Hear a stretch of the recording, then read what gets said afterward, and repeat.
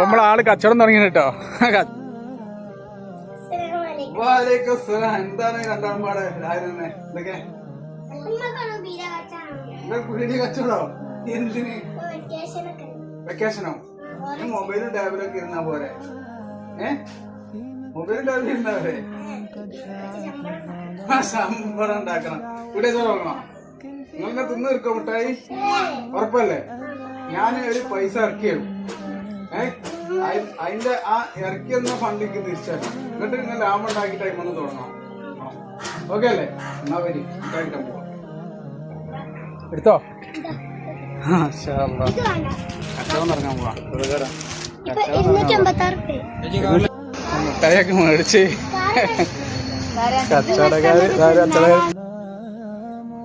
തുടങ്ങിയോ? കച്ചവടം നമ്മളാള് കച്ചവടം തുടങ്ങി കേട്ടോ. എത്ര ദിവസമായി? എത്ര രൂപ കച്ചവടം നടന്നേ? 92 രൂപ നടന്നേ. ഇന്ന് ഇപ്പൊ സ്റ്റാർട്ട് ചെയ്തിട്ടുള്ളൂ? അല്ല, ഇന്ന് രാവിലെ ഇപ്പൊ തുറന്നിട്ടുള്ളൂ. അത് ശരി. ഇത് എത്ര റേറ്റ്? 10 രൂപ. ഓരോന്ന് കൊടുക്കുമോ? ആയിക്കോട്ടെ, ഇതൊന്ന് ഞങ്ങൾ വാങ്ങാം. ഇതിക്ക് ഒരു പാക്കറ്റ് വാങ്ങാം. പൈസ കടല്ല? കടല്ല? കട ഉണ്ടോ? നാളെ തരുള്ളൂ കേട്ടോ. ഓക്കെ, അപ്പോൾ നമ്മൾ വാങ്ങി പിടിച്ചോ. ഓക്കെ, മൊത്തത്തിൽ കൊടുക്കുമോ? മൊത്തത്തിൽ എല്ലാ സാധനം എടുക്കും? എങ്ങനെയാണ് ഇവിടെ? കറക്റ്റ് റേറ്റ് ആണോ? പീടികത്ത് അതേ റേറ്റ് ആണോ? അല്ലെ കൂടുതലുണ്ടോ? ഇല്ല.